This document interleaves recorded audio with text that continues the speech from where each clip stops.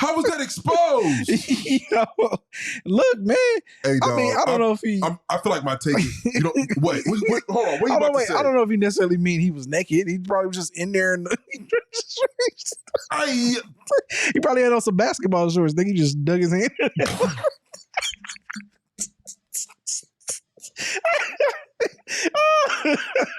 Really just shoved his hand down his drawers.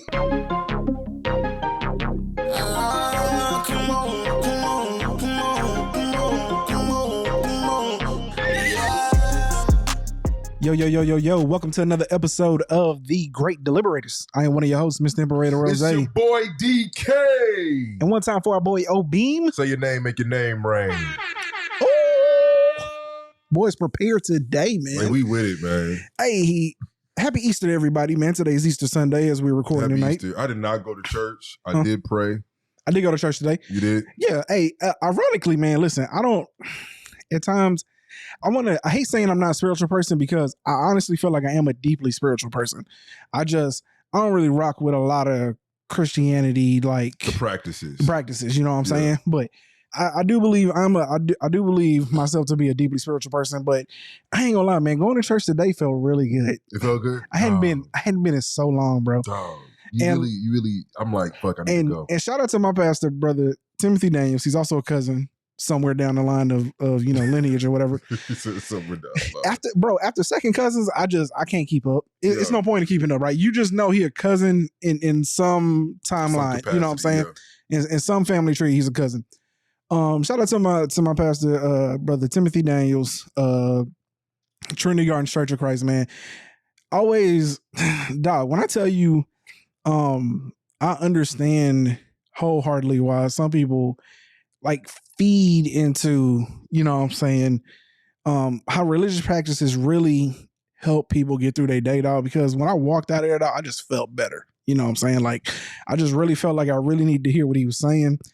And the one thing about me is, like, I'm skeptical by nature, right? So a lot of times when I'm out and then I hear other pastors and stuff, it's hard for me to really engage with them because a lot of times what they be saying, I just don't really be on it. I feel like a lot of practice now has become very rewarded based, you know what I'm saying? Like a lot of reasons as to why people are following religion is to be rewarded because of it. Not enough, you know what I'm saying, being thankful for what is being given to you and, you know what I'm saying, appreciating, you know, the blessings that you have in life. And like my pastor just don't be on that type of time. And I ain't saying all pastors are bad or just all other people are worse.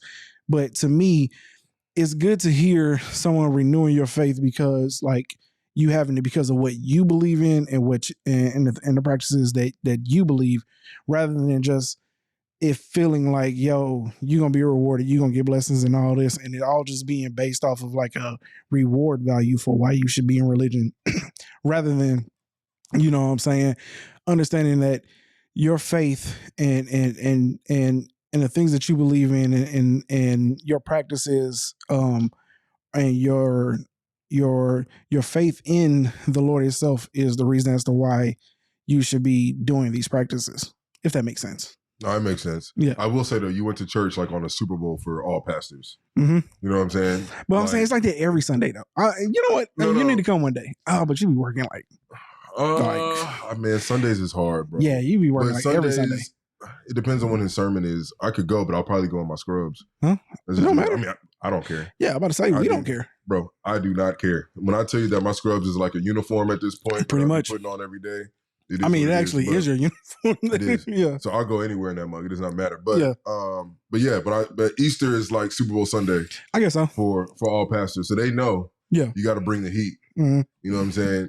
On Easter Sunday. Yeah. If your message is not ready, it's not on par. Then this is not your profession. No. You know what I'm saying? You're not built for this. You're not built for it. Like this is lights, camera, action. From January up until now is getting prepared for today. For the day. You know what I'm saying? So I mean, I don't know though, because like I said, everybody. Like I want to say, it's kind of like, you know, the gym in like January 1st. Like, okay, I got you. You know what I'm saying? Like everybody is going on Easter. Because I was gonna say, man, I remember when I used to, especially back in the day, you know, when you was a kid, showing up to Easter, everybody was fresh, like head to toe.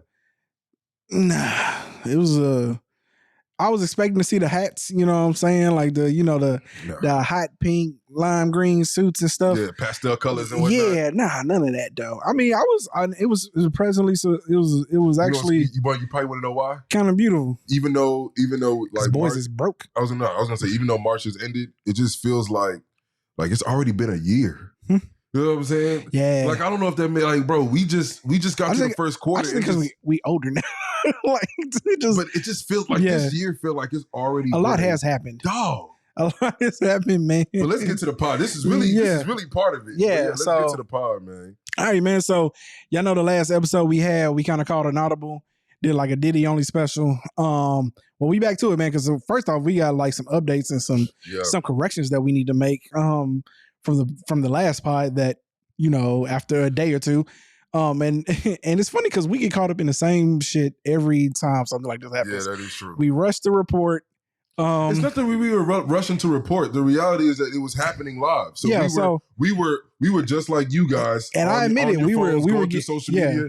We were getting information. We don't know what's accurate, what's not. I definitely said on the fly. Yeah, I even spelled allegedly. Allegedly, we might need to put that back up somewhere one day. Yeah. But the reality is, it was Diddy was the one holding that L. So but yeah, man, that'd be a good name for like a pod. Allegedly, allegedly, you know what I'm saying? Name. Yeah. Okay. But so let's start with the corrections. So Diddy was not on a plane. He was in Miami leaving. Come to find out, he wasn't even in California where the plane took off from. He was in an entire other state across the country. He was in Florida, Miami Airport to be specific. And he was trying to get on the flight, but he was stopped and questioned, and he cooperated. You know, he didn't fight it. You know what I'm saying? There wasn't an arrest. There still, till right now, hasn't been an arrest. There was only one person who was arrested. Yeah, so, but I'm saying there's still been no arrest for Diddy yet. So, but I think dude was with him when he got arrested, if I'm not mistaken. Dude was with him? No, I don't think dude was with him. He was definitely at an airport getting ready to board. I don't know if that was in Miami. Probably should look that up first. But they say drug mule. Drug mule to me means like somebody moving a shit ton of weight. It might have just been the guy supplying Diddy with drugs. So that guy sounds like a drug mule, though. I'm gonna be honest. I guess from what we're reading, there was a lot of drugs going around. Diddy. Okay, all right. So his supposed drug mule, you know what I'm saying, was arrested. His drug, you know what I'm saying? His plug. Yeah. And I'm gonna keep it a bean. If that dude that I seen in the pictures is the one that got arrested, yeah, Diddy out of there. Yeah, my man's. Look, I'm gonna be honest. The one thing I'm gonna do on this episode, I'm really gonna try my best, you know, to keep my opinion out of a lot of things. I want to really stick to I can't never keep my opinion. I'm really gonna try my best to stick to the facts. But I will say, that dude looked like somebody is going to fold. Yes, he looked like he is not built for prison. He not built for it, dog. He not built for it. Just looking at his mugshot. Y'all ever seen he not built for it. I'm gonna tell you what a mugshot that I had in college. What's the Malibu movie called? The rapper Malibu movie. Hey, picture that dude. Yeah, that was really it. But like the rapper, not like dressed up as a rapper, just what he would look like in regular clothes. That's homie. Yeah. That's homie. You know what's crazy? He probably gonna be the one that's gonna bring down everything. Bro, yes. He folded. From what it sounds like, he folded. He was a part of everything that needed to be. Like all situations, the freak offs, underage joints. He folding. All alleged. All alleged. But I'm gonna keep it a bean, man. That dude look like he do not want to go to prison under any circumstances. He gonna find a way to get out of it. Look, man, I wouldn't want to go to prison. Yeah, I wouldn't want. But that's why I wouldn't be caught up in anything like that to begin with, though. Especially something like this, I would not be a part. And we're gonna get to it. Let's just go ahead and get to it. Yeah. Man. So with that being said, man, what we did was I found an article. This is by The Root. Shout out to The Root. But they did our job for us. Yeah, they did our job for us. They happen to have an article where they did the entire history and controversial legal trouble of Sean Diddy Combs. It says, with Homeland Security raiding Diddy homes in LA and Miami, we examine his long history of controversy and legal trouble. All right. So they kick it off with, in 1997, they kick it off with the East Coast and West Coast rap feud. As you know, this was when Tupac and Biggie was at the height of, you know, the hip hop world. Pretty much anything that was on the news around that time was Tupac and Biggie and their beef, East Coast versus West Coast.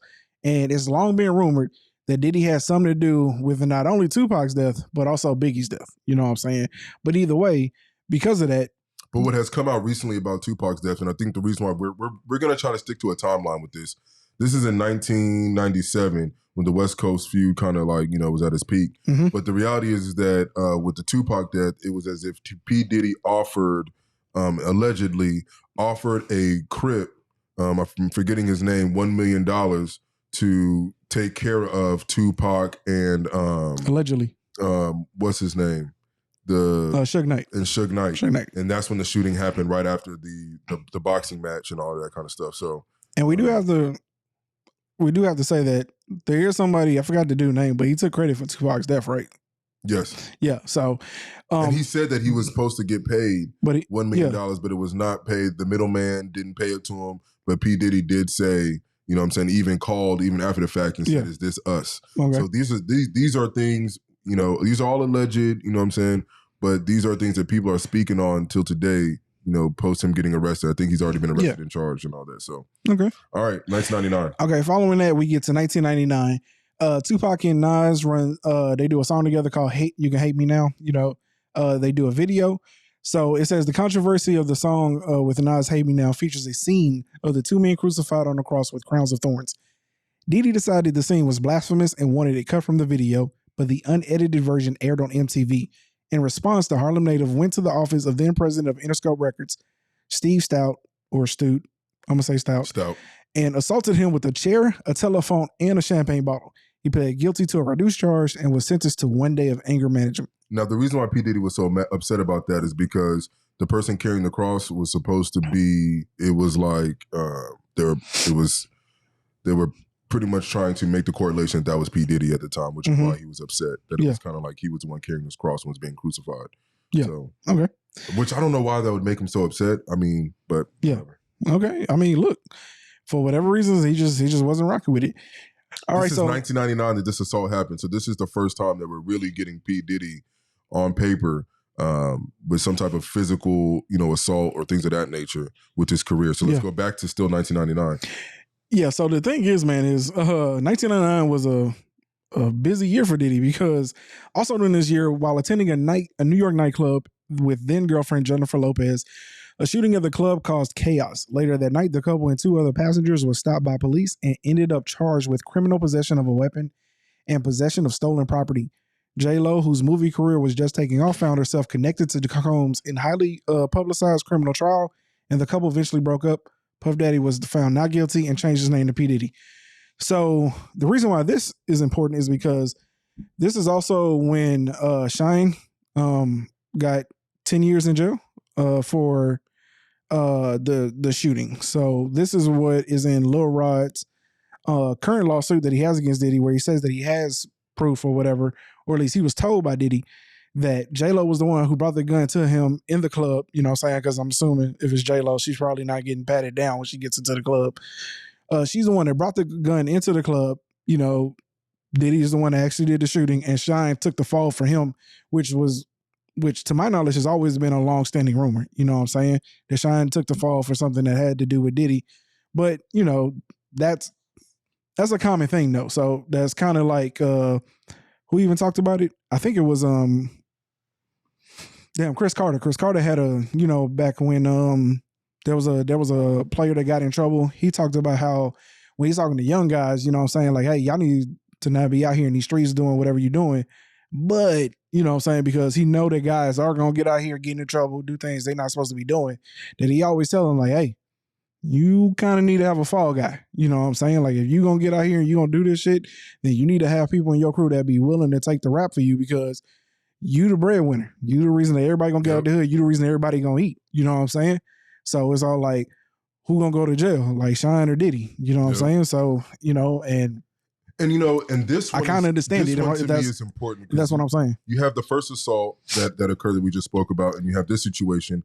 Now you're starting to turn the lane where it's like, okay, he's starting to manipulate situations in his favor, right? Mm-hmm. I think that's very important when you're given this timeline, because the next one, though it may not seem like it's much, it is very important when you go into details about it, which I'll discuss further if you want to go ahead. Okay, all right.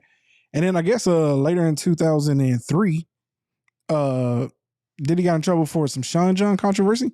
It says that a report revealed that Sean John workers in Honduras factory were essentially dealing with sweatshop conditions.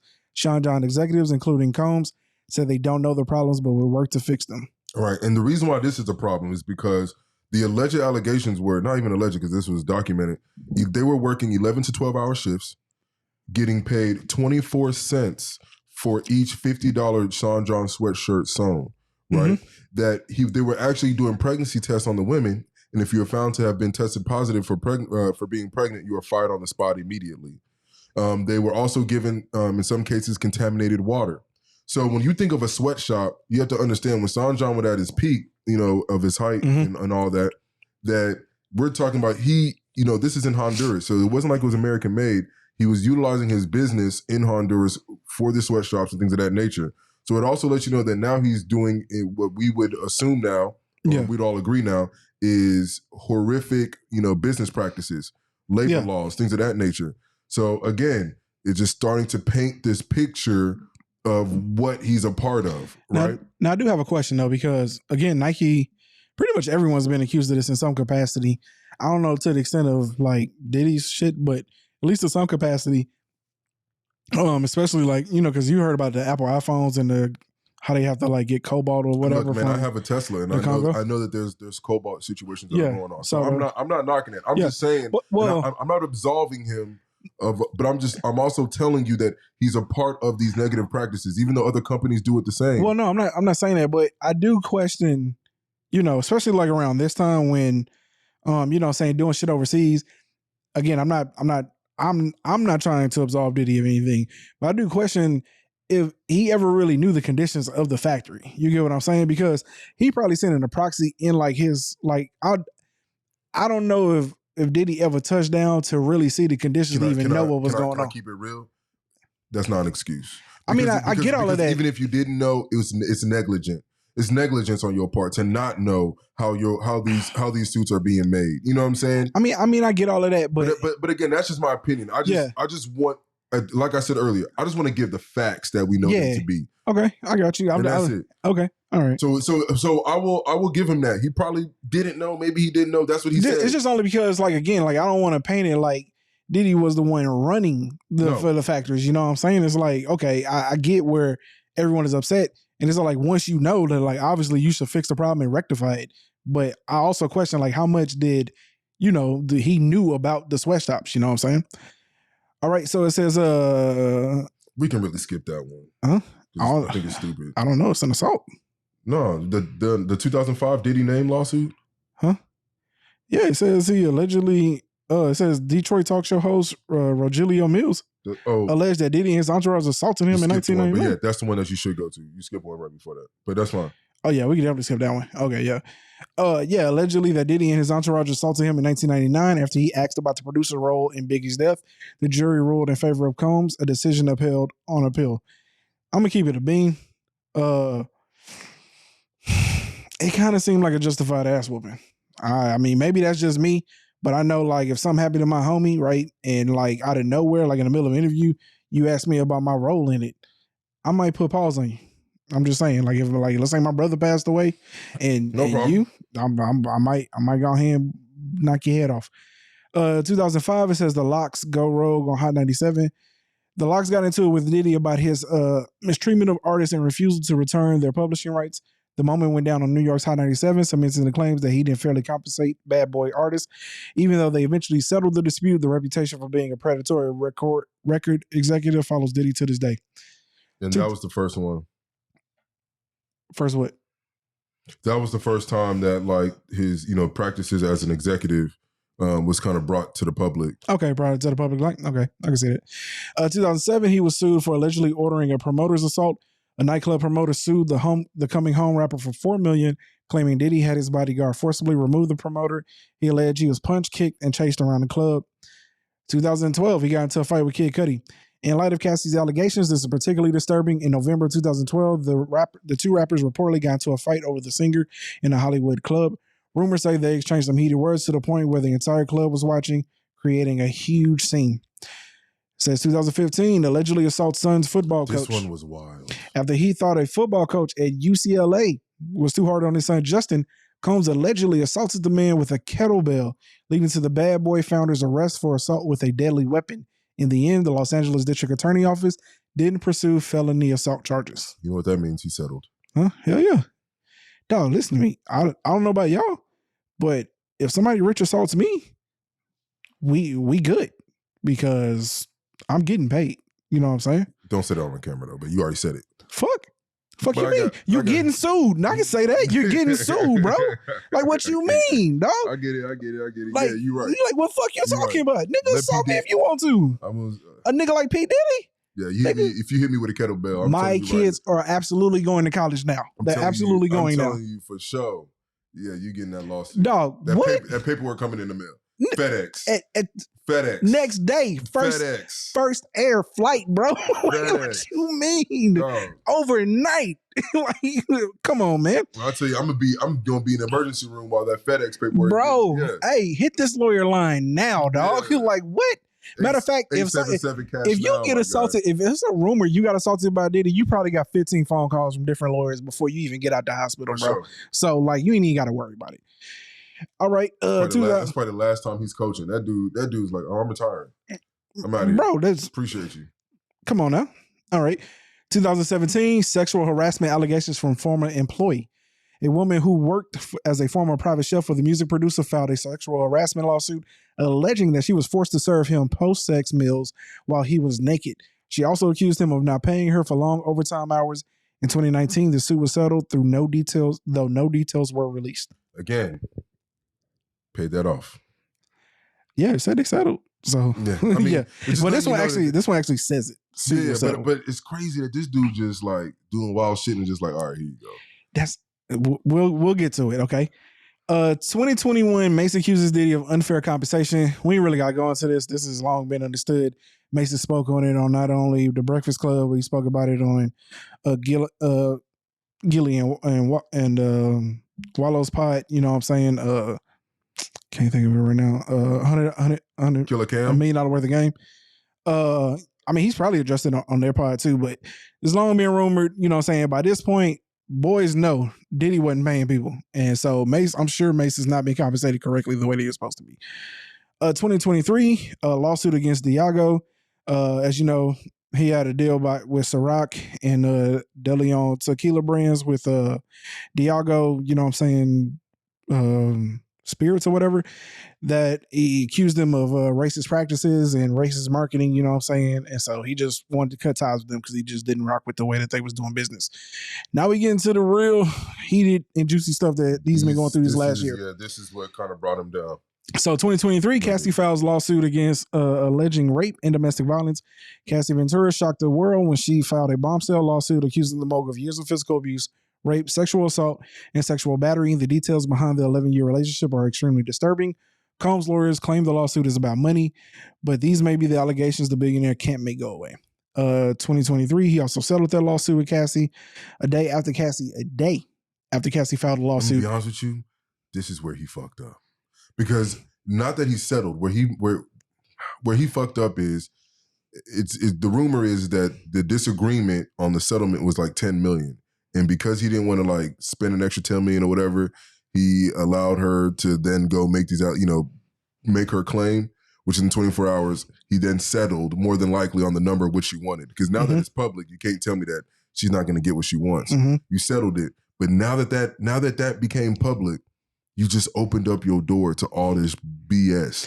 And I was gonna say, let's read through the rest of this because it's an interesting point that you bring that up.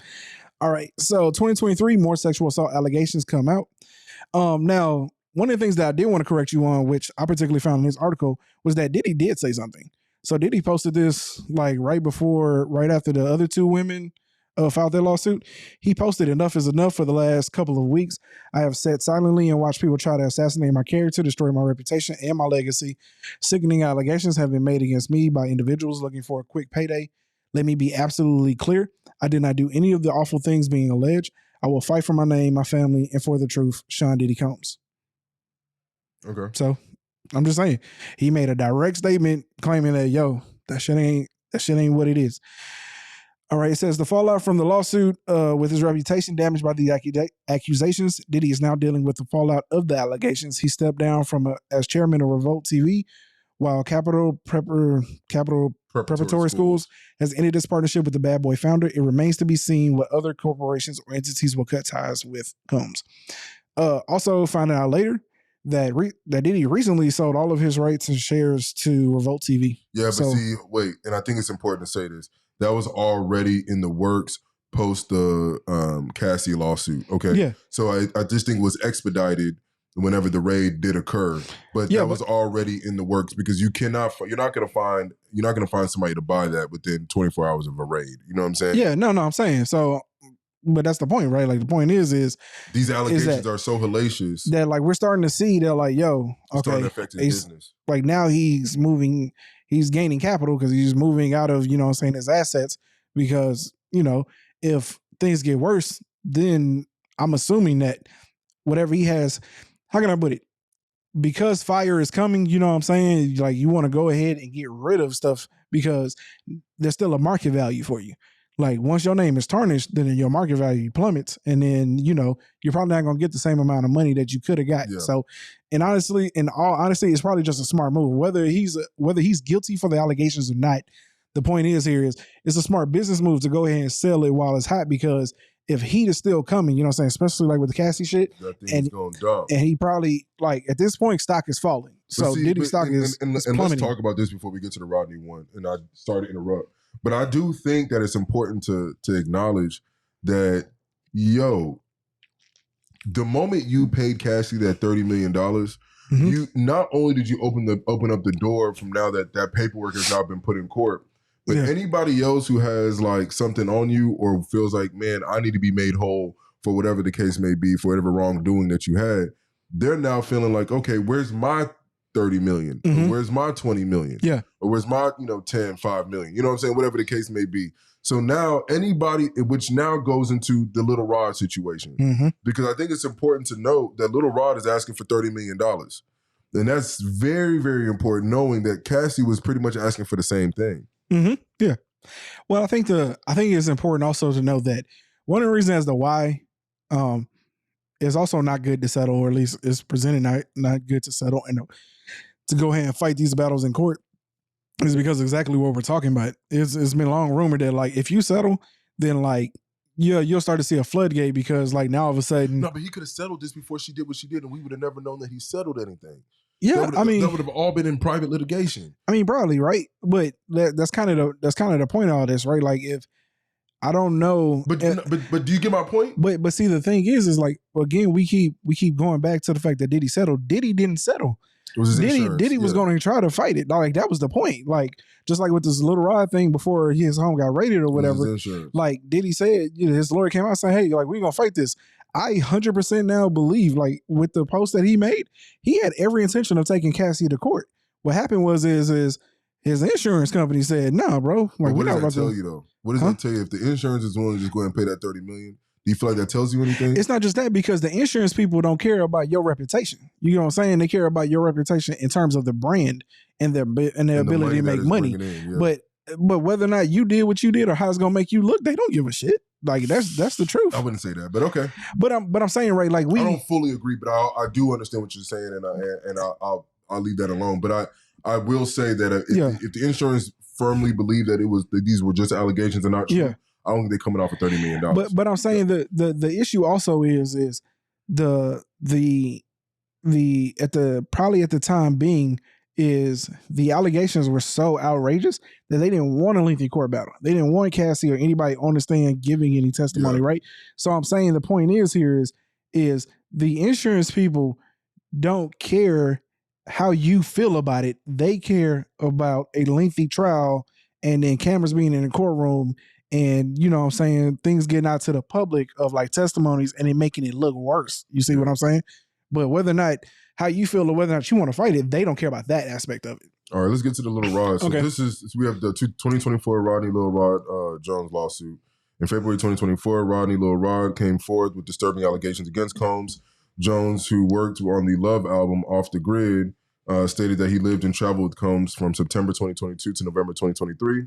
Jones asserted that the mogul forced him to obtain sex workers and pressured him to engage in unwanted sexual acts with them. He also said that Combs assaulted him with constant, unsolicited and unauthorized groping and touching of his anus.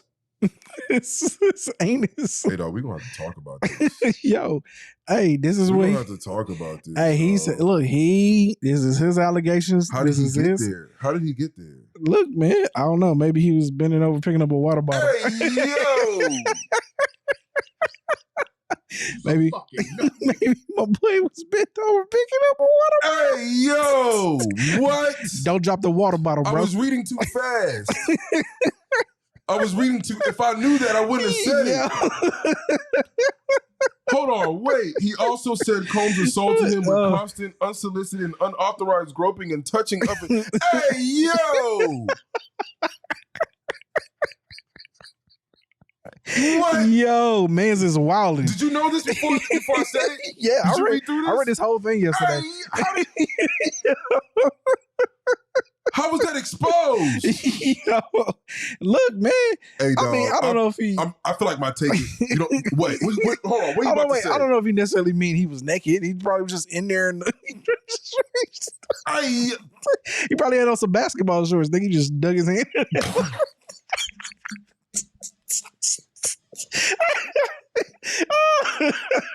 Really just shoved his hand down his drawers. You know this is not funny, dog. Because look, man.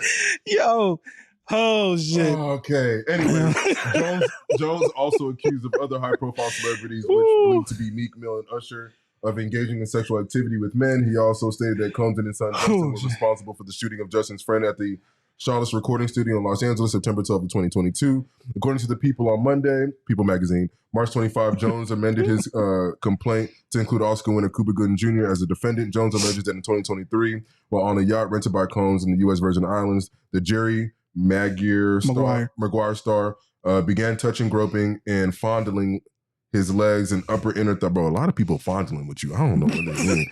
His groin in what? What? I'm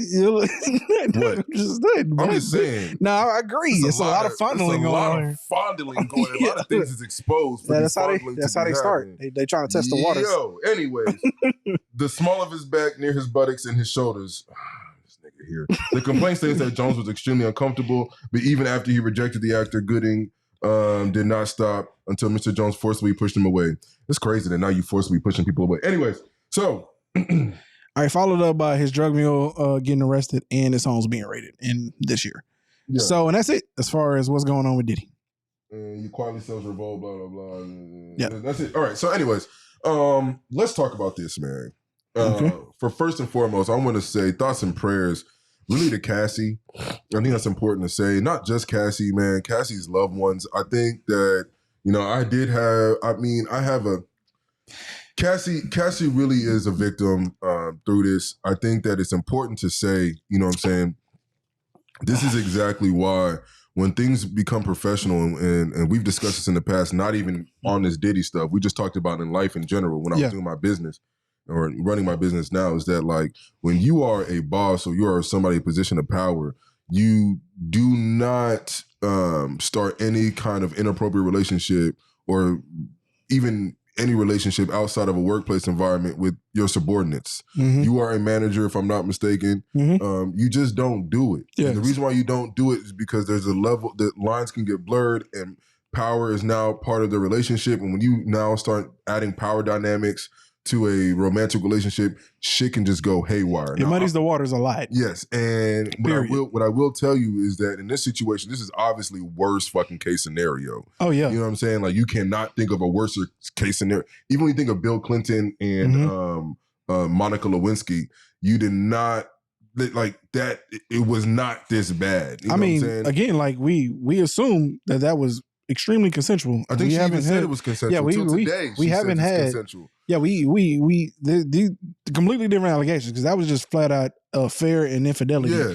This is an entirely spectrum of power dynamics. He was almost impeached because of that. Mm-hmm. So, you know, it's one of them things where it's just like, you just don't do it because, you know, though it's not illegal, it's just something that we find to be, you know, wrong, and it just should not take place. But like you said, there's reasons why. There's reasons why we believe it to be. And that's both parties. That's for the subordinate and for the person who's sitting, you know what I'm saying, as a superior. Yeah. But this little Rod situation, man, I'm having a tough time with this one because, you know, today was the first day that I knew we were about to talk about this. So I'm thinking like, man, what am I going to say? Like, what am I going to like, you know, like, do I feel like everybody else feels on the situation? I'm going to be real with you, man. I feel like this little Rod situation, he's more complicit to these things than I feel like he's a victim. I feel like he, you know, he says he has over 100 hours worth of video and receipts that he can go over. But I'm going to be honest, the fact that dude played with the fact that he even got there and you were still there, you know what I'm saying, to record 99 other hours worth of video is crazy. Yeah. Secondly, he talked about a situation when they were recording for the Love album and, you know, Diddy came in and said there's too much testosterone in the studio. So he said that, you know, a whole bunch of sex workers came in. And out of all the sex workers, there were about 4 to 5 people who were about, you know, 16 or younger were there in the studio. My thing is like, you were there. Yeah. You know what I'm saying? You're an accessory to this to a certain extent, to my opinion. Yeah. You know what I'm saying? And to be real with you, if you didn't come out with this lawsuit and they did the raid and found out that you were, you know, complicit in all these different areas and you went from here to there and you would be an accessory to crime. Mm-hmm. You know what I'm saying? So I'm kind of like, man, the only reason why he's probably not an accessory is because he's probably cooperating with the feds. 100% I feel like he is. But I am going to say this. I'm not going to knock him one thing for one thing only. No, Diddy. I'm not going to like, the reason why I say I'm not going to knock him is because we wouldn't know this information if not for him. So I'm not going to bury somebody who is like shedding light to some of these things, because the reality is that though I think that there's a money grab part to play to this. You know what I'm saying? I will say that with all the things that have come out and have surfaced in the past couple of weeks or have resurfaced in the past couple of weeks, it seems to me that Diddy and people around him have kept real quiet about a lot of the stuff that we are finding out. There's no way. Well, yeah, I mean, no, some of like there's a lot of stuff that's coming out that I mean, depending on how you look at it, some of the stuff is just the things that he's accusing of is personal to him, and that there's an aspect of like, or how can I put it this way? Before this, all the rumors about Diddy were, you know, just based strictly kind of like homosexuality and wild sex parties and stuff, right? Maybe like, obviously we got a violent past here. So like, if it like, those are one of those things that like ain't always on the back of your head, because he's not always out here beating somebody up every day, right? Yeah. But if you look into his past, you see that Diddy got kind of a history of violence here, you know what I'm saying? Yeah. So in which case, there's that aspect. But in general, I think prior to the lawsuit with Cassie and the one with Lil Rod, we just thought of Diddy as, you know, hey, the rumors around Diddy is like, yo, he be partying and he's sus, you know what I'm saying? And TD Jakes and them be there, and you know, like it'd be all these other celebrities, and it's all like, yo, hey, if you go to a Diddy party, just know that what happens at a Diddy party, stay at a Diddy party. You know what I'm saying? Yeah. Then we get even on the Breakfast Club, there was the YK Osiris or something like that. Yeah. I think Charlamagne asked him, yeah, so it seemed like, do you party with Diddy or do you party with Diddy? You know what I'm saying? Yeah, I mean, so like it's obvious that, you know, within. But that's been rumored and like around for like forever, right? Yeah. These new allegations are totally in like a different realm and ballpark. The crazy part is like what you kind of alluded to. Although again, a dub for me, because he thought people was just like not gonna ride for Diddy. I tried to explain to him, as we seen like really, in the comments, but they really not though. But yeah, but go ahead. I get what you're saying, but what I wanted to say is I didn't necessarily think they were going to defend Diddy. I just going to tell you that they don't really care. You get what I'm saying? But anyway, past that, the point here is just that like this has put Diddy into like a new realm, and it almost feel like those of us, nobody's really defending Diddy, but it's also like it doesn't seem shocking either, because I don't know, maybe, like I said, I think we've become like kind of numb to like the atrocities of like humanity at this point. And like, we kind of just know that like, that we just kind of know that like it's people out here wilding and doing really doing this type of shit. We just waiting for y'all to catch them. You know what I'm saying? Like really none of this can be proven. None of us out here, you know what I'm saying, running around with cameras trying to prove what any of these people are doing. But like, we kind of know, right? So like, did we know to the extent that like Diddy was caught up like in all this shit? No, right? But like it doesn't seem shocking given the history and rumors of like what he's kind of been into. So that's where I think like it's a little is it's not as jarring or as that big of a revelation, because it seemed like if I this sounds kind of bad, but it just kind of seemed on brand given the allegations and rumors from like previous history. You know what I'm saying? Man, I'm not gonna lie to you. The last pod that we did, it really broke my heart when we read the Jane Doe #2, and I think she was saying that she was 17 and she had a gang situation exercised on her after have been given drugs and alcohol. And it crushed me because it's just like, yo, this dude is, 2+ times the age of this individual, getting other 2 grown men involved. And, you know what I'm saying? I think she even said she got there on a private jet or something like that. Yeah. But it's just like, yo, like you are 100% like, you are a monster. Like I can't use any other word but a monster. Like you are the worst nightmare. You are the scum of the earth for situations like that. Yeah. You know what I'm saying? Like, bro, to be honest with you, anything between consenting adults, is it good, gossip for us to get on a pod and discuss maybe other things, this, that, and the third? Yeah. But it comes to a point where it's just like some of these things are so hellacious that how do we continue to defend situations like this? Like when you have Slim Thug come out and say that, like, it's his own people trying to knock down one of a billionaire and this and that, like, bro, who gives a damn about if he's black and if he's a billionaire? That don't got nothing to do with nothing. That ain't got nothing to do with nothing. The reality is that dude is taking advantage. He's using his power, his resources as leverage to take advantage of people that we have drawn the line as a society are still children. You know what I'm saying? When we hear stories about the Usher situation, and I know this is somewhat of a double standard, you know what I'm saying? But for Usher to be living with him at 13, going on 14, you know what I'm saying, and have acts performed on him or even be in the vicinity at a minimum where these acts are occurring is sickening. When you 13, 14 years old is sickening. And then you're hearing allegations that Usher was hospitalized during this year for what we do not know. There's a lot of assumptions being made, so I won't even discuss the assumptions. Yeah, I don't think we can comment on that, and it's really pointless because we don't know. So it's no point in even. But the reality is, but the reason why I'm bringing it up is just to let you know that there's shit going on that a 13 or 14-year-old should not have to be going through. Yeah, you know what I'm saying? That's the problem. When you're doing a video with Justin Bieber and you ask Justin Bieber, what do you want to do? And he says to go get on some girls. He's 15. Yeah. You know what I'm saying? You in your 40s. What are we talking about here? But again, at the time when we heard something like that, we think that Puff Daddy or Diddy is just that creepy ass uncle at the, family reunion who like don't know how to act. You know what I'm saying? We thinking that like he's just wild. Now we know, allegedly, that, he could possibly be one of the worst people that were ever born. You know what I'm saying? But it's not just preying on a man downfall for the fun of it. Of course not. Like that's not the case. Yeah. You know what I'm saying? Like 100, that is not the case. And I don't think that's the case for a lot of people. Yeah. But I say for a lot of people, because I don't know, bro, you're right. Well, the world right now is a little weird. Like we've really been like desensitized to a lot of things, bro. Like things like this occur and we still find a way to defend it just because. Like, nah. We really need to understand that, and it's kind of what Cat Williams said, bro, we have the truth and the other side of some shit that we should not even have to even argue about. Like, this is the other side. The things that are being, the allegations that are being heralded this man's way are things that now, again, I will say this though, innocent until proven guilty.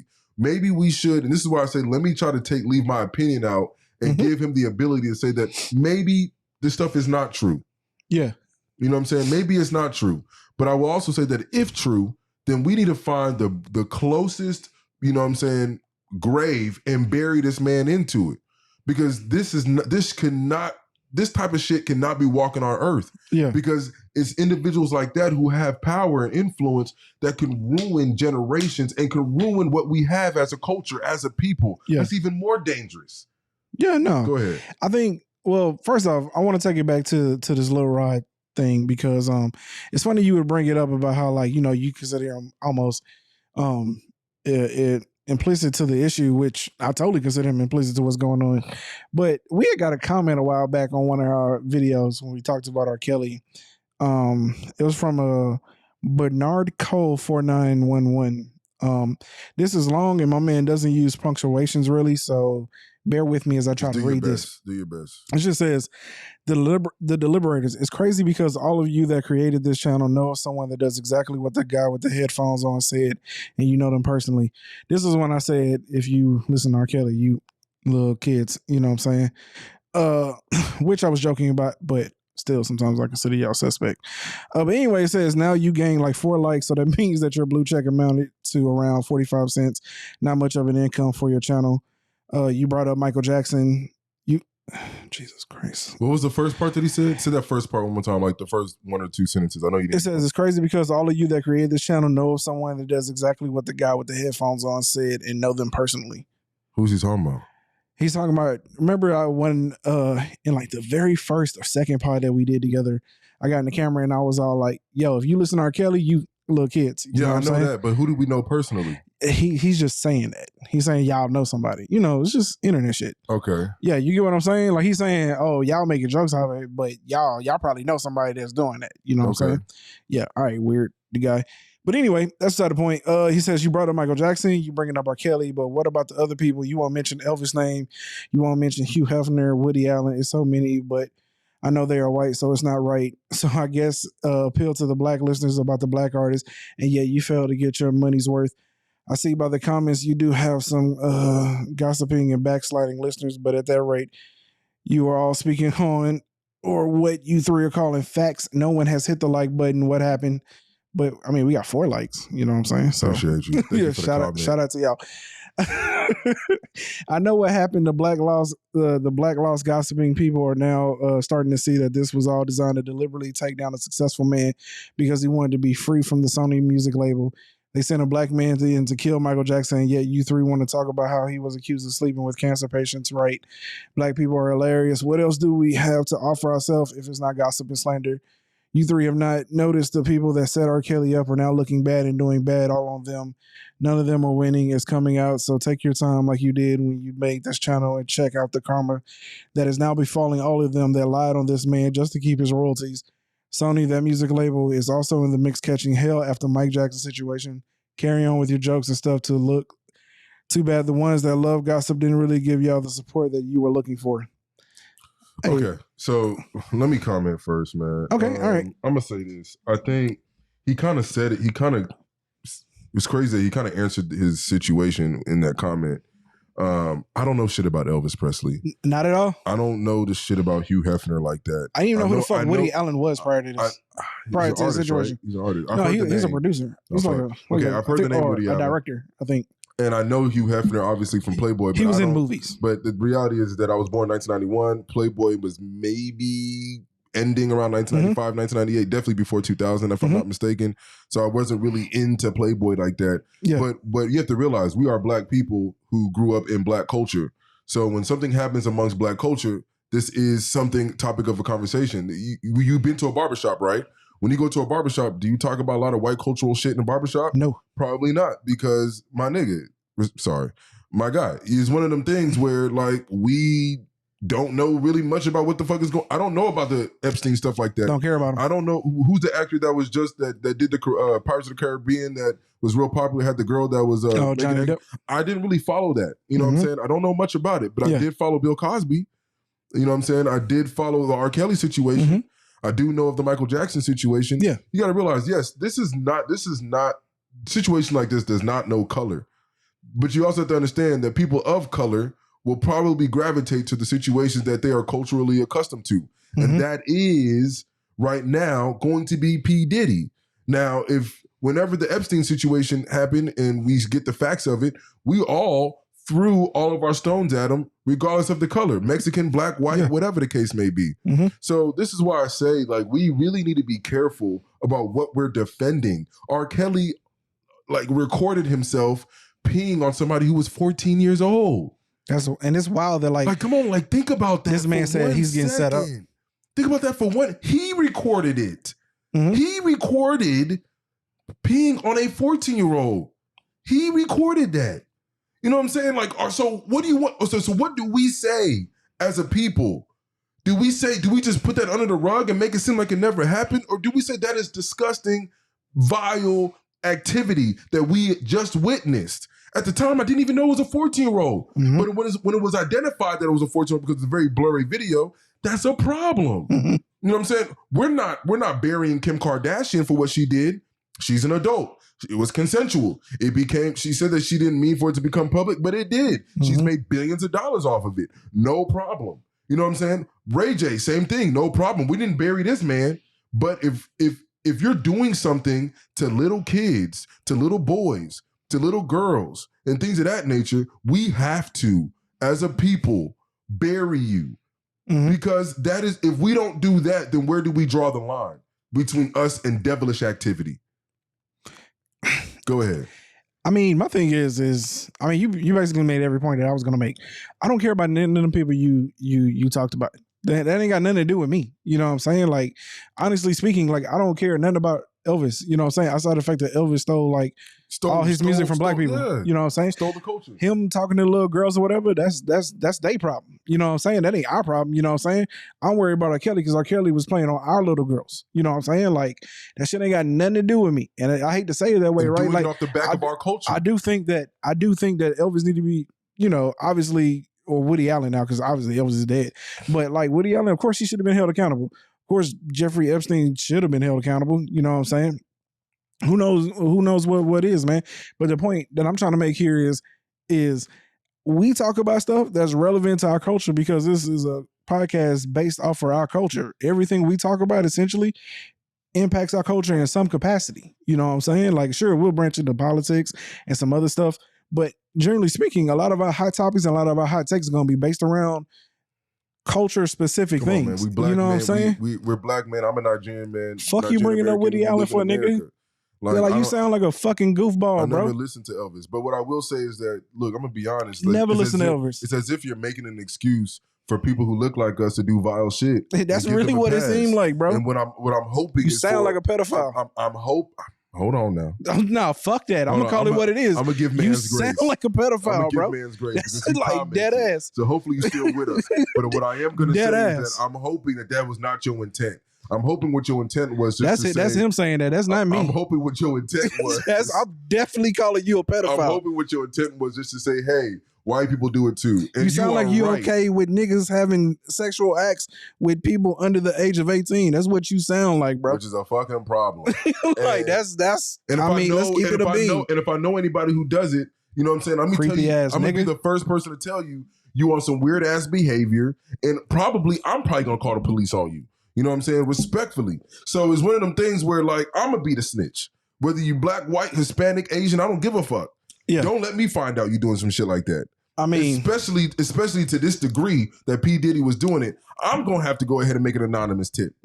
Like a motherfucker. Here, I think it touched on another point that he made, and if we get to the reason why I say tying it back into the Lil Rod thing, reading that up, is he talks about how, like, you know what I'm saying, all the people that came out, that was pretty much, I guess, in the documentary, talking about how they were complicit in the activities of, you know what I'm saying, gathering the people for, you know, these lewd acts, gathering the children for these lewd acts with R. Kelly's, you know what I'm saying? Like, now their karma's hitting them hard. Yeah, because they basically came on camera and said that, like, yo, they helped a pedo with his activities. I don't give a damn, like, if, like, you know what I'm saying, you got to skate out of legal trouble for that life, bro. Don't even pick up your phone to call me anymore, big dog. I'm gonna be honest with you. If I'm in a room, like, you a fucking goofball, bro. I'm 32 years old, and if I'm in a room and we are doing activity or we're doing fun-like activity, and somebody 15 walk into the room, bro, I'm going to tell you right now, I'm either shutting this shit down or I'm getting the fuck out of there. Dog. You know what I'm saying? Those are the only two options that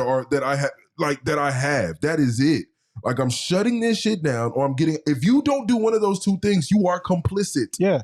Now, taking a video, taking a picture, if it is not to give to the feds immediately, then you are complicit. So that's why I say for Lil Rod, like, bro, I appreciate that you gave us this information. Yeah, appreciate Kudos it to you. But I'm also going to tell you, my God, you are an accessory to this shit. Because absolutely. Because for you to say that you tried to leave but was told not to, and then you were still there making the album was created. Mm-hmm.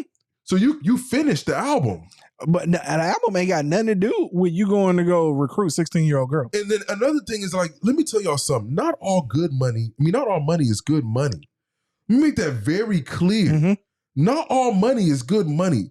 I don't give a damn if you feel like your career can go off, you know what I'm saying, can hit a trajectory that you never thought it could, you know what I'm saying? So you keep quiet or you involve yourself in shit, but you don't directly involve yourself in shit. You cannot remain and be around somebody that is doing such hellacious acts and then try to make it seem that you are a victim because he holds your career in his hands. Get the fuck out of here. Mm-hmm. Fuck that money. That money don't mean nothing. I mean, is it worth your soul at that point? Man. This is literally what we talk about, selling your soul. There's not a contract that you're really going to sign. It is how do you act in situations in which you should have some integrity. My guy did not have no integrity. It took a woman who was a victim to make a lawsuit. She got paid and he decided, oh shit, let me try to get paid from what the information I know. That is a problem. Pretty much. But let's go ahead and keep going, man. Yeah. So in which case, I'll make this very clear. I'm always for my people. But I'm always for my people if they do right or they do wrong. Yeah. And if you do wrong, you still my people, but you got to get the fuck up out of here. Yeah. And touching back into the talking about the downside of or praising on the downfall of P. Diddy. There are times when I see things like that occurring and I think like, yeah, man, this is kind of jacked up. And, you know, the thing is when you say things like that, you have to put it into context, right? So if Diddy was just, let's say the Young Thug situation, right? The Young Thug is a delicate situation because it seems like obviously he made really poor decisions, you know what I'm saying?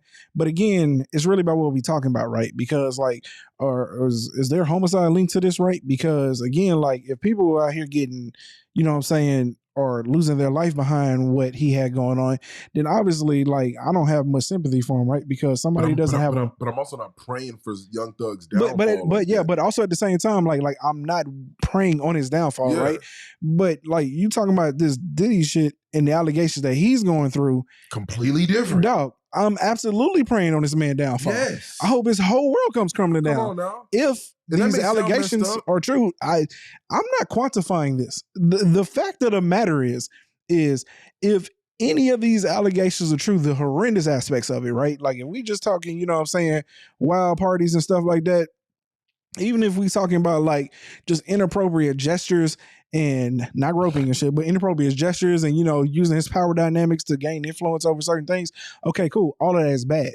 But these Cassie allegations and these, you know what I'm saying? Underage joints? Bro, what? Come on, like, what are we talking about, dog? Can't defend it. Like, yo, stay out of it. You know what I'm saying? And then again, I ain't really seen nobody the full-blown defend this situation. Not even that, but I'm saying I haven't really seen anybody praying on Diddy downfall. What I have seen is a bunch of people making a whole bunch of jokes.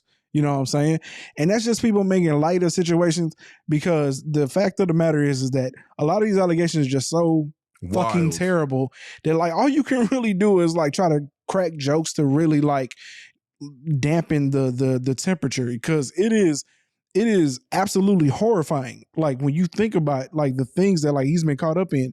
And then what makes it even more horrifying is the fact that like, yo, that you really see again that in these power dynamics, people with power and money do whatever they want for years. Yeah, decades. Decades. You're not talking about like just a little run over these last couple of years spans. We're talking years of this man doing this shit, man. And so allegedly, and again, we talking about R. Kelly, years of all that shit occurring. You know what I'm saying? Woody Allen, years. Okay, so the thing is, people in certain power dynamics get away with shit all the goddamn time because people who should speak up when necessary don't speak up, right? And I don't necessarily shoot people down because of that. But what I am saying here is there's if you just turn a blind eye to something, okay, you know what I'm saying? I'm never going to judge you for that. But when you actually help retrieve and commit these atrocities, bro, you are not about to gain any level of sympathy from me in any capacity, bro. Come on, man. So Like, don't sit up here and tell us that, like, yo, y'all shouldn't be preying on this man's downfall. And once again, we doing this shit, bro. When that Jeffrey Epstein shit dropped, what if that was your sister? You know what I'm saying? Who was 16 or 17, and P Diddy's flying her out. Or what if that was your daughter, 16 or 17, and P Diddy's flying her out? You know what I'm saying? What are we talking about? What if that was your sister, your daughter at 14? R. Kelly is peeing on her on camera. That could be seen by the fucking world. You know what I'm saying? And now you can sit up here and just. This is why computer screens is wild. You know what I'm saying? This is why I really do enjoy this pod, because I feel like we can say things on here and just be, and I'm comfortable doing it, that a lot of people will not do. You know what I'm saying? It's one of them things where, yo, R. Kelly recorded himself committing a hellacious crime. Mm-hmm. A hellacious crime. Yeah. We should not play his music no more. We should not play his music no more. As a matter of fact, it is our duty. It is our duty to try to erase that from our culture, because our culture means that much to us. You know what I'm saying? Like if like, for instance, a German in the Nazis, they should try their best to erase that part of their history. You know what I'm saying? Because they really care about themselves that much. Mm-hmm. So it's one of them things where, bro, if you are committing that hellacious of a crime in the sake of our culture, as an icon in our culture, we need to do our job and bring down that statue as if you no longer existed. That is our job, because we built that statue. You get what I'm saying? Yeah. We built you into this icon. So that means you have a responsibility. So when you do wrong by that, it's our duty to bring you down. You know what I'm saying? And bury you as if you never existed. So to respectfully, you know what I'm saying? The reason why Michael Jackson, we can blur the line with Michael Jackson is that because he's never been found guilty of nothing. You get what I'm saying? I mean, but like we depends on how you see it. You know what I'm saying? But he's never been found guilty. So I can allegations only. I can understand people who want to cancel, and I can understand people who are willing not to cancel. Mm-hmm. But when it comes to R. Kelly, yo, we have the evidence. Mm-hmm. We have it. You can Google it. It's there. This 14-year-old is an adult today and still has to live that moment any given time, knowing that the world can see it. Get him up out of here. I mean, here's the thing, man. The truth is going to come out regardless, you know what I'm saying? And at the same time, I do agree to a certain extent, really whose truth it is, right? Because once the feds start digging through something, at this point, they done made a charade of everything. And one thing I will say is it's absolutely clear that they did that entire spectacle as a charade. You say that you mentioned that you talked to one of your clients who used to be a pretty prominent lawyer back in his day. He basically, you know what I'm saying, pretty much admitted the only reason why you show a use of force of this magnitude is because you want the walls to start crumbling down, whatever has been protecting him for this long. He did say it was necessary because P. Diddy, you know, the one thing that has been alleged already is that he blew up a vehicle, which means he has the means to do some powerful things when it comes to weapons and things of that nature. Yeah. Another thing is allegedly. Another thing that, you know, P. Diddy also has his own private security who have, you know, weapons and things of that nature. And one thing about it is they're not going to come to your crib undermanned. You know what I'm saying? Or unequipped for the job. Yeah. So if they find out that you have, you know what I'm saying, this isn't like me or Raph where they come knocking on my door. Yeah, you could probably just have 3 or 4 sheriffs pull up on my door, and that might be enough. Yeah. But if you find out that I have, you know what I'm saying, my own private security, you don't know what kind of guns that they have, you already have allegations of unregistered weapons and things of that nature. Yeah, and a history of violence. Yeah, you got to, come on, blowing up. Yeah, man. Cars and shit. Come on, man. Shootings in nightclubs and things of that nature. I'm just saying. You know what I'm saying? And you never know what anyone's going to go through to protect, you know what I'm saying? Situations like this. I'm saying. So, right? So it's one of the things where you got to come in there prepared. So, you know, yes, I think it's twofold. They definitely wanted to let the world know because obviously the news stations knew that they were coming. So it's not like they, you know, something got leaked, obviously. So they wanted to let the world know that this is happening and they wanted to put on a show. But I will also tell you what the reason why P. Diddy needs to really be, you know, scared right now is not even that all that shit just happened. It's about where, like, who is the one that's pulling these strings? It's New York. Mm-hmm. And the one thing about it is the federal government, cool. But the one thing about New York, them niggas don't miss. New York prosecutors don't miss. I mean, they prosecute some of the biggest crimes in the country. Come on. They got to be good. They've taken down mob bosses, and they don't miss. So it's one of them things where if I'm P. Diddy, I would definitely be worried. I would easily be worried. And so all this other stuff of us talking about the parties and such stuff, if I'm P. Diddy, he shouldn't even give a fuck about that. That all that shit don't even matter. Yeah, I don't think at this point, I doubt he care about any of that. He can't. I mean, but he can't care about it because one, like, again, he did it. I mean, like, he recorded it. People know. Like, come on, man. You're the one going on Drink Champs podcast and doing blah blah blah. Yeah. You're the one in the pool with Meek Mill talking about like, daddy and this. Come on, man. You're the one offering 50 Cent clothes. So one of them things where this is why for me, I'm not even gonna get on here. I'm gonna treat old dude's post comment and be real with it. I'm not even gonna bury him off the low hanging fruit. I'm not even gonna do that. Well, that's his life. That's whatever he want to do. Come on, consensual. But what I will do is I will bury him for the shit when it comes to, you know what I'm saying, abuse on, you know what I'm saying, women and things of that nature. Incredibly terrible allegations. So we just gotta, that's it. Like, but I will say this though, I'm interested what's gonna happen in the coming weeks. I think that we're gonna see something probably by the end of April. I think P. Diddy is in my opinion, this is where I'm going to be opinionated on things. I think by the end of April, we're gonna find out what he's going to be charged with and the magnitude of the situation. Because I think that the people around him, the reason why you don't have a lot of people talking, because they don't know, you know, it's all being alleged right now that he's had recordings in his home for all these little freak offs and parties and things like that. So you don't know what they have on camera of who doing what drugs or who doing what activities and things of that nature. And if you felt like you was comfortable enough to just be drinking alcohol and from allegedly could have been laced alcohol, you know what I'm saying? You don't know what these individuals were doing and you don't know what, bro, they took hard drives. Yeah. They took computers, laptops, cell phones. So what do you think about Candace Owens and Suge Knight saying that, yo, these raids were not to really catch Diddy, but to protect the people that Diddy got dirt on? Do you believe there's any level of truth to that? It's hard for me to say. Here's what I will say. It's hard for me because again, I'm not ruling that out as a possibility, right? Like we know that powerful people are protected. You get what I'm saying? And depending on who's been going to these Diddy parties, they probably got enough juice to swing that.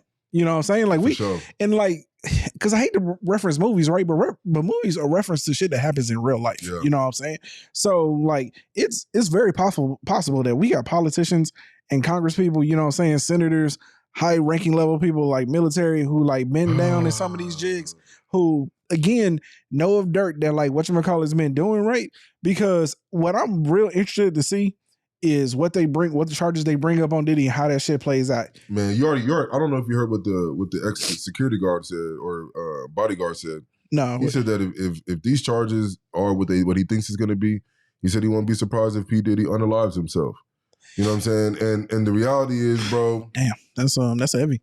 It is heavy. It is heavy. Yeah. It is, but I'm not going to lie. This is why it's so dangerous to be in the position of P. Diddy. You shouldn't even want this information on these powerful people because the reality, what can you do with it?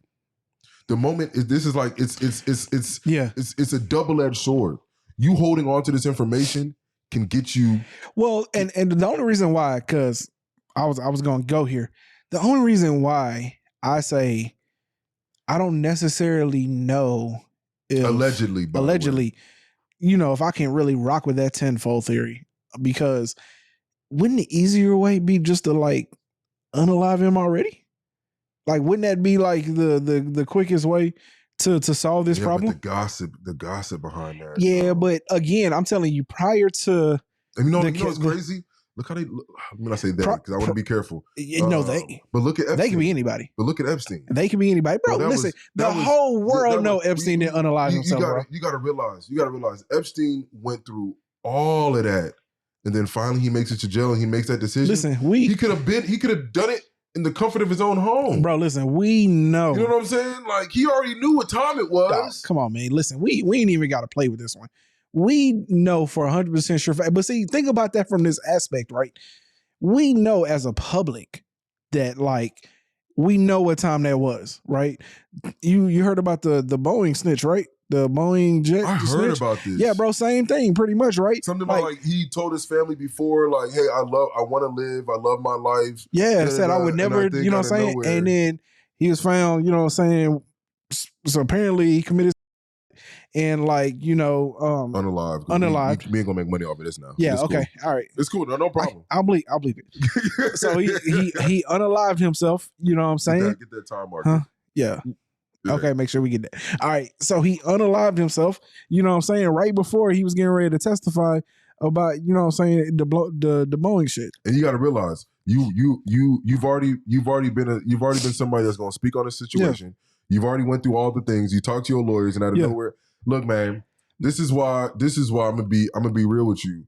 I believe two things can be true. Diddy can definitely be responsible for all these things he's been alleged for, and also have a shit ton of dirt. We're still waiting for that Epstein on some list. High power people. We're still waiting for the Epstein list. We don't even know how much of the list has been redacted, bro. We're still waiting for the Epstein list, and that's wild. That's wild, right? I don't really know. I don't really trust the sources as far as I don't know if they ever plan on releasing it, bro. If I'm gonna be real with you, man, and I don't know why it's like this.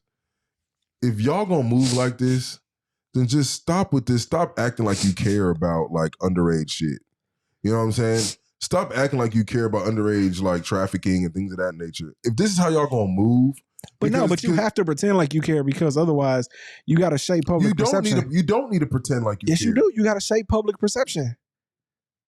Yeah, you have to, bro. Like the reason why I say you don't need to pretend like you care is that, bro, there are countries where there is no limit. And mind you, I'm not saying that we should not have it. What I'm saying is just like it's like we living in a situation where it's like the powers that be, for instance, the Catholic Church and things of that nature, very powerful people are the ones participating in such an act more than I feel like anybody else. You know what I'm saying? And for some reason, you guys are just the ones that are being protected for this act. Like it's I don't know, man. This is pure speculation and just some tinfoil hat talk.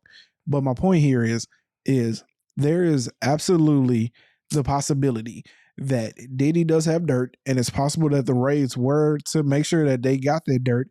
But at the same time now, maybe Diddy was talking a little too reckless. Maybe he had a little too much, you know what I'm saying, daily on. They said that him suing that the alcohol company, like they were really pissed off about that. I don't know, man. That's too much. That's a reach to me. Because I don't know if that's enough juice to do that shit. Because again, but either way, if you participated in this shit, I don't give a fuck, dog. If you're the fall guy, for this, yeah, especially if you're the one who was doing it. At the end of the day, you participated. Yeah. You know what I'm saying? I will give Diddy this, and it's the only slight grace that I would give on this whole situation. Hurt people. And it's alleged. Okay. It's alleged that P. Diddy was definitely, you know what I'm saying? He was definitely hurt. At a young age, I think like 5 or 6 or something like that, middle school, he lost his father due to street activity. And when he got into the game while he was, you know, dropping out of college because somebody from some whatever record label brought him in, made him a vice president, that he was, you know what I'm saying, you know, had some acts performed on him at a young age. So it's definitely, I feel like hurt people, bro. Yeah. And it feels like he was definitely hurt at a young age. I mean, what happens is you kind of, it's funny you would bring that up because last thing I want to touch on about this, have you seen the Nickelodeon documentary? I haven't seen it, but okay. I know about it. Well, so it comes out in the documentary that I don't want to ruin it, so you can go watch it. But no, you can say I guess. Okay, well, so Drake Bell, who was like I know about that the star. Yeah, so in which case, come to find out, you know what I'm saying, for years he was pretty much, you know, had acts performed upon him from somebody who he would have considered like a mentor, almost a parental figure. But it's crazy because when you watch it, you slowly see how this person pretty much drove a wedge between him and his father, who his father was his manager originally. Then his mother eventually, and this was a person who gained the trust of his mother. Eventually, he became his manager, had his mother then drove this wedge, psychologically made him seem like, you know, your dad's not really here for you. He's making all these mistakes, you know, just basically drove a wedge. And then he would go stay with his mother. Long story short, you know what I'm saying, he eventually gained the trust of the mother. Drake would start staying at his house. Talking about they were doing like, you know, rerunning acts and working on script and like dialogue and stuff like that, right? Because that's kind of what his niche was, as well as being like sort of like a producer assistant on set. Come to find out, he woke up one day, the shit was happening, and then it progressively got worse over years. So this shit happened for like 3-4 years, right? During his, you know, the most precious time of a child's life, right? The adolescent years when they're growing up. Well, a few years ago, Drake Bell actually got in trouble for inappropriate text to an underage minor. You see what I'm saying? And so it's like knowing the history of like what he experienced and what he been through, it's all like, well, damn. You know what I'm saying? It doesn't excuse him of the fact that he did it, but it's like the trauma, if you don't work on it and you don't get that help, you know what I'm saying? You got to realize who even knows if you can be helped? You're bottling. I'm going to be honest, that is a very hard thing just to help. Yeah, bro. I'm saying, so like, who knows? You're robbing innocence. Bro. So it's all like, bro, this man has almost his shot of having any level of normalcy the rest of his life. It's done. It's paper thin, bro. Like, so again, you don't want to excuse the behavior, but it's all like, you have to have some understanding, at least to some point, that like, yo, man, at some point in time, like you have to recognize that like, yo, this all leads back to previous trauma done early in life that makes people this way. I think the only way to fix the problem, and I'm so sorry to say this on the pod, we already not gonna make money off of this. We gotta find a different way to deal with the individuals who perform those acts. Like, we got to find a different way, bro. We got to find something. And I don't want to seem like I'm being evil or anything like that. It's not that, but it just seems like if we don't take at a minimum the penalty, you know what I'm saying? Like, you're really allowing the drug crimes. You can go to jail longer for drug crimes, than you do for robbing people of their innocence. That to me is a wild situation. Just to shoot that down though, because they hear me out here. The reason as to why, because I know where you're trying to go with that. And you know, I'm not for the, you know what I'm saying? Yeah, I hear you. But I'm saying the reason as to why, and to be honest with you, these type of lewd acts, we only used to think that like it's far more common, bro. I'm telling you, when I watch my 600, when I watch my 600-pound life, at least every other episode is someone who dealt with that as a child. If I'm gonna be real with you, dog, like every time I hear it, but I want to be careful what I say because I don't want this but like I got a particular somebody in my life who, you know what I'm saying, I see frequently ish, you know what I'm saying, not romantically, but I see frequently ish, and she is she bats for the other team. And bro, her story, like when she told me, I almost like cried. Yeah. Like, and I'm not even joking. Mm-hmm. Like, she was telling me the story, and she was telling me like just over basic convo. You know what I'm saying? She has a daughter from this act. Jesus. And dog, my heart like split in half. Yeah. Like, think about that. Yeah. You are raising what is soon to be a teenage daughter from this act. You know what I'm saying?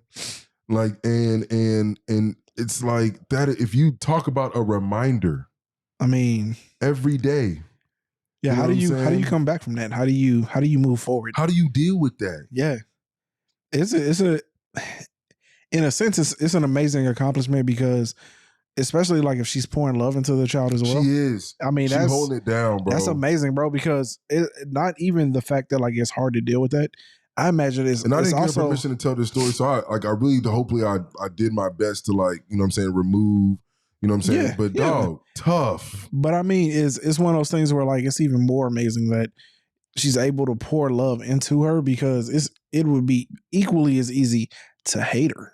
You know what I'm saying? Yeah. Like, it would be that easy. But to touch back to the point I was trying to make, the thing is it is strongly correlated that the harsher you are, and this is unfortunate, but the harsher you are on crimes, the more violent the offenders of that crime become. So now if you take it to the limit of, well, okay, well, now we're going to start, you know, unaliving the people who commit these atrocities, they just become violent when we go to arrest them. So now cops are having even more shootouts. You get what I'm saying? That's what made the drug game so violent. You know what I'm saying? It's not because, you know what I'm saying, people just fighting over turf wars and stuff like that. I mean, that's a part of it. But also, they don't want to get arrested. You know what I'm saying? 5-0 come, hey, we shooting the block up. You know what I'm saying? Like, it's either them or us. So I hear you, but I think what would help is for us to be more up front with people, because I would imagine, I'm just saying this, that someone has to know early on that like the thoughts they're having is off. If we encourage people to go seek mental help, you know what I'm saying, and get them in there early, I think we could prevent a lot of this because they tell you all the time an ounce of prevention worth a pound of cure. I think it should be mandatory at this point for kids to honestly have therapists. At this point, yes. I think it should be mandatory for kids to have therapists until they turn 18. And not even because the person, because of that as well, but also because we may catch a lot of this early. Yeah. Who knows? Like you talking about some of these people have been dealing with stuff for from 7 to 15. Yeah. Who knows if we can catch it by the time they're 8 or 9, you know what I'm saying? And all it takes is a therapist being trustworthy enough for that kid to open up to them and tell them what's up, you know? And so my thing is I don't have a solution. Damn, it's crazy that a podcast you can just find out like solutions.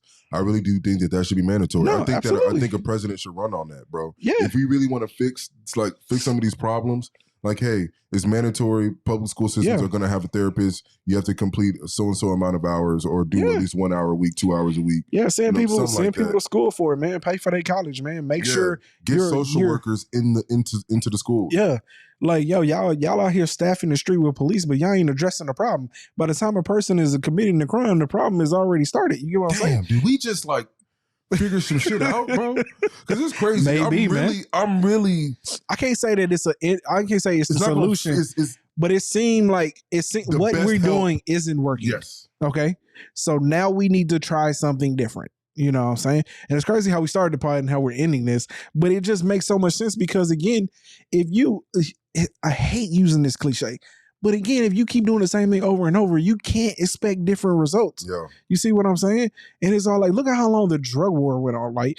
And don't even get me started on the tinfoil shit on that because I know for a fact, as a matter of fact, there ain't even no tinfoil shit. This shit has absolutely been dragged out because higher ups have been obviously getting paid on the back end side of that. So the reality here is they don't want shit to change because again, that would stop the money flow. It's profitable. It's profitable. You get what I'm saying? Not just from the standpoint of locking people up, but also from the standpoint of obviously how have our politicians not thought about this, dog? They don't care about solving problems. Like they need us to argue, bro. I'm being dead ass when I say that. I didn't crack the code. I ain't trying to sound like no conspiracy theorist. I'm saying it just makes sense when you look at the world in totality. I don't want to go down this road again, but we're gonna end it here. If you look at the conditions of America, right? Does not say the world of America, right? Again, I talk about this all the time, right? There is no fixing the economic problems unless you start either cutting, spending immediately, right? Like from this point forward, if you got $50,000 in debt, right? You done maxed out all your credit cards and stuff. What's the first thing you do? You stop spending money. Yeah. You get what I'm saying? You cannot keep robbing Peter to pay Paul. They can't do that. You get what I'm saying? So since they already built this problem and then built this system that requires debt in order for the economic machine to work, right? Yeah.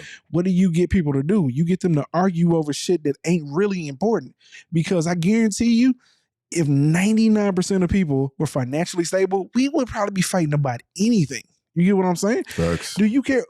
Do you think anybody with $200,000 in a bank account care about shit? Sure, you gonna get your 5%ers who are just passionate and prideful and patriotic and shit, and just care about shit. But 99% of people gonna be like, look, man, that shit ain't got nothing to do with me. You know what I'm saying? I'm gonna be honest. Let me get to the comfortability where I just got $200K sitting in my checking account. Nigga, what? Bro. Nigga, vote for who you want. It don't matter. Well, I'm gonna tell you why. I'm tell you why I'm gonna vote for. For sure. But I'm saying I'm not arguing with you about who you voting for. Yeah. Shit is good over here, bro. Even till today, I don't argue. I can talk politics. I don't really care. Even if you a Trumper and I'm not, and I'm a no Trumper, or if I'm a no Trumper and you a Trumper, it don't hurt my feelings. You know what I'm saying? As long as we're talking from a logical standpoint. You know what I'm saying? What I'm saying is problems that we have that have been made for us to care about. Because the issue is that economically we're all struggling. But it does seem a lot of these problems that are being argued right now are shit that motherfuckers do not think about, bro. In the grand scheme of things, it does not affect your day to day. It does not. But they got us fighting on the internet. Think about the algorithm, right? All this political stuff that we see, right? That it just jars you, you know what I'm saying, just enough to, you know what I'm saying, to where you either like it or you comment it, right? And then next thing you know in your feed, now you're starting to see it more. So this whole idea of even TikTok getting banned, all the other stuff, man, it's, to me, you know what I'm saying, the problem is they understand the solution, but no president or no sitting party, right? Because whoever the president is basically considered a party who has the White House at the time. Nobody wants to be the one to fall on the sword. You know what I'm saying? Yeah. They're just gonna keep kicking this can down the road until it happens to whatever political party just happens to be in the White House at the time. I'm not gonna lie, man. The only thing I would cut military spending for is what we just discussed right here. To make it to where you're getting qualified social workers in public schools, at least 2 to 3 social workers in public schools, and have it to where people are on repeat getting like particular therapy, and that's it. I'm saying, man, listen, the thing is can't cut spending. So since you got to keep taking out debt to pay more debt, you know what I'm saying? You know, just kind of is where we are. Yeah. Okay. All right. Well, with that being said, man, if you've made it this far, we appreciate y'all for tuning in this week. Make sure you like, comment like old dude did, and subscribe. You know what I'm saying? Also, what's this dude's name, man? Because I'm going to run it back. What? Bernard Cole 4911. Your profile pic is suspect, big dog. That's all I'm going to say. I got to see it now. Huh? All right, y'all. Pedo. I am playing though, bro. Like dead ass. Like comment though. Like unlike do something. Make sure y'all just get some engagement, man. Share this with a friend. You know what I'm saying? Hey man, if y'all feeling a certain way, hop in the comment section, man. Tell us we be tripping. Tell us, you know what I'm saying? Like, yeah, hey, he look like you got time on the hey man. you got time on yo, hey. No, I ain't gonna lie to you. This is a wild. Don't that look like y'all? Can y'all see this? Huh? Can y'all see how much? Bro, homie was heated. Damn. Homie was heated. See, when I see shit like that, I know you care a little too much. Too much. You care a little too much. When we say comment, we just talking about like, hey, great pod. Fuck y'all niggas. Like, hey man, y'all bugging with like the you know what I'm saying? Just drop 2-3 sentences. 3-4 sentences max. You know what I'm saying? God damn. But with all of that being said, man, all I'm saying is here, if I saw a profile pic of somebody who was like supposedly messaging little kids, I'd imagine it'd be that profile pic. I'm not saying shit. All right, y'all. I'd imagine it'd be that. We gonna see y'all, man. We out of here. All right, we out.